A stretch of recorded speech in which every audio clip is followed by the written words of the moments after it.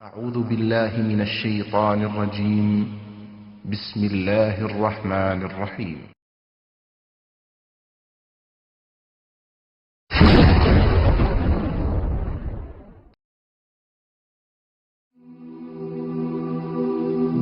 মৃত্যু এমন এক বাস্তবতা যার থেকে কেউ পলায়ন করতে পারবে না। প্রত্যেকটি প্রাণীকেই মৃত্যুর স্বাদ আস্বাদন করতে হবে। আল্লাহ তাআলা পবিত্র কালামে মাজিদে ইরশাদ করেন, কুল্লু নাফসিন যায়িকাতুল মাউত, প্রতিটি প্রাণী ওই মৃত্যুর স্বাদ আস্বাদন করবে। কুল ইন্নাল মাউতাল্লাযী তাফিররুনা মিনহু ফাইন্নাহু মুলাকীকুম, হে নবী আপনি বলে দিন, মৃত্যু যার থেকে তোমরা পালায়ন করছো সে অবশ্যই তোমাদের সাথে সাক্ষাৎ করবে। আইনামা তাকুনু ইউদরিকুমুল মাউত ওয়ালাউ কুনতুম ফি বুরুজিম মুশাইয়াদা, তোমরা যেখানেই থাকো না কেন মৃত্যু তোমাদেরকে পাকড়াও করবেই, যদিও তোমরা সূর্যদুর্গে অবস্থান করো।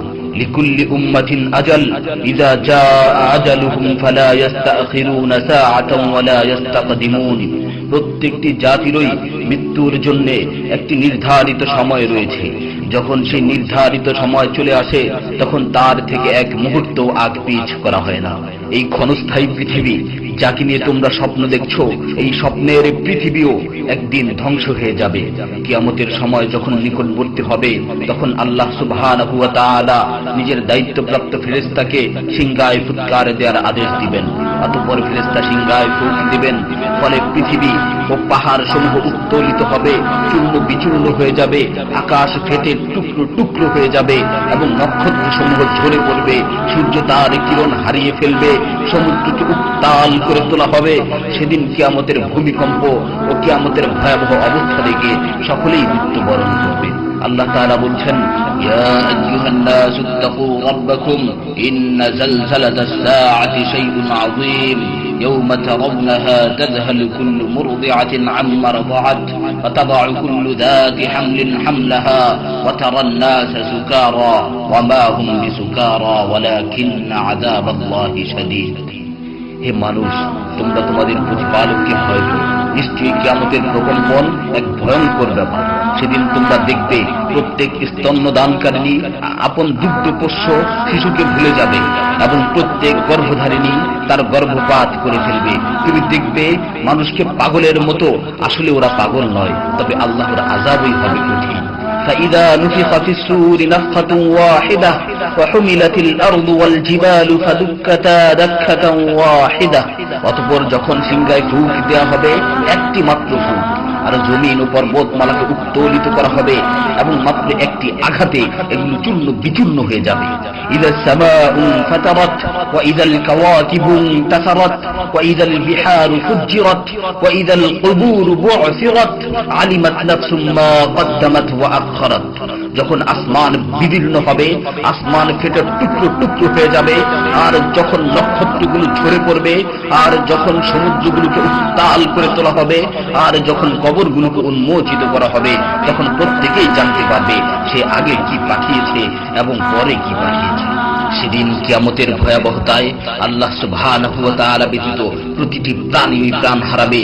পবিত্র কালামে মাজিদে ইরশাদ হয়েছে, কুল্লু শাইইন হালিকুন ইল্লা ওয়াজহা, সেদিন আল্লাহর মহান সত্তা ব্যতীত প্রত্যেকটি জিনিসই ধ্বংস হয়ে যাবে। কুল্লু মান আলাইহা ফান ওয়া ইয়াবকা ওয়াজহু রাব্বিকা যুল জালালি ওয়াল ইকরাম, সেদিন জমিনের উপর যা কিছু রয়েছে সবই ধ্বংস হয়ে যাবে, আর শুধুমাত্র মহামহিম ও মহানুভব আল্লাহ সুবহানাহু ওয়া তাআলাই বাকি থাকবেন। তাফসীরে ইবনে কাসীরে বর্ণিত হয়েছে, যখন ইসরাফিল আলাইহিস সালাতু ওয়াস সালাম সিংহায় ফুৎকার দিবেন তখন সকলেই মরে যাবে। মালাকুল মাউত মৃত্যুর ফেরেশতা এসে আল্লাহ তাআলাকে বলবে, হে আল্লাহ, সকলেই মরে গেছে। তিনি জিজ্ঞেস করবেন, অবশিষ্ট কে আছে? উত্তর দিবে, হে আমার রব, আপনি, আর আপনি তো হলেন চিরঞ্জীব। এছাড়াও বাকি রয়েছে জিবরাইল, মিকাইল ও আরশ বহনকারী ফেরেশতাগণ। আল্লাহ তাআলা বলবেন, জিবরাইল ও মিকাইলেরও মৃত্যু হওয়া উচিত। মৃত্যুর ফেরেশতা মালাকুল মাউত বলবে, হে প্রভু, জিবরাইল ও মিকাইলও মরে গেছে। আল্লাহ তাআলা জিজ্ঞাসা করবেন, এখন আর কে বাকি আছে? সে বলবে, এখন আমি বাকি আছি ও আরশ বহনকারী ফেরেশতাগণ বাকি আছে। তখন আল্লাহ তাআলা বলবেন, আরশ বহনকারীদেরকেও মরতে হবে, তারাও মরে যাবে। আল্লাহ তাআলা আবার জিজ্ঞাসা করবেন, এখন কে বাকি আছে? মালাকুল মাউত আজরাইল আলাইহিস সালাতু ওয়াস সালাম বলবেন, হে আমার রব, এখন আপনি বাকি আছেন এবং আমি বাকি আছি। তখন আল্লাহ তাআলা আজরাইল আলাইহিস সালাতু ওয়াস সালামকে বলবেন, তুমি তো আমার মাখলুক, সুতরাং তুমিও মরে যাও। তিনি তৎক্ষণাৎ মরে যাবেন এবং শুধুমাত্র আল্লাহ তাআলাই বাকি থাকবেন। অতঃপর আল্লাহ সুবহানাহু ওয়া তাআলা জমিনকে ভাঁজ করে ফেলবেন এবং তিনি 3 বার বলবেন, আনাল জব্বার, আনাল জব্বার, আনাল জব্বার, আমি প্রতাপশালী, আমি প্রতাপশালী, আমি প্রতাপশালী। অতঃপর তিনি 3 বার জিজ্ঞাসা করবেন, লিমানিল মুলকুল ইয়াউম, লিমানিল মুলকুল ইয়াউম, লিমানিল মুলকুল ইয়াউম, আজকের রাজত্ব কার, আজকের সার্বভৌমত্ব কার, আজকের আধিপত্য কার? জবাব দেওয়ার মতো কেউই থাকবে না। তিনি আবার উত্তর দিবেন, লিল্লাহিল ওয়াহিদিল কাহ্হার, আজকের রাজত্ব, আজকের সার্বভৌমত্ব, আজকের আধিপত্য পরাক্রমশালী একমাত্র আল্লাহ। ইবনে ওমর রাদিয়াল্লাহু তাআলা আনহু হতে বর্ণিত অপর এক হাদিসে ইরশাদ হয়েছে, কিয়ামতের দিন আল্লাহ সুবহানাহু ওয়া তাআলা আসমান জমিনকে ভাঁজ করে নিজ হাতে গুটিয়ে নেবেন।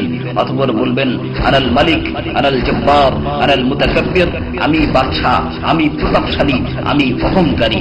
আইনা মুলুকুল আরদ, আইনাল জব্বারুন, আইনাল মুতাকাব্বিরুন, দুনিয়ার রাজা বাদশারা কোথায়, দুনিয়ার প্রতাপশালীরা কোথায়, দুনিয়ার অহংকারকারীরা কোথায়? তখন আল্লাহ তাআলা সুউচ্চ কণ্ঠে 3 বার জিজ্ঞাসা করবেন, লিমানিল মুলকুল ইয়াউম, লিমানিল মুলকুল ইয়াউম, লিমানিল মুলকুল ইয়াউম, আজকের রাজত্ব কার, আজকের সার্বভৌমত্ব কার, আজকের আধিপত্য কার?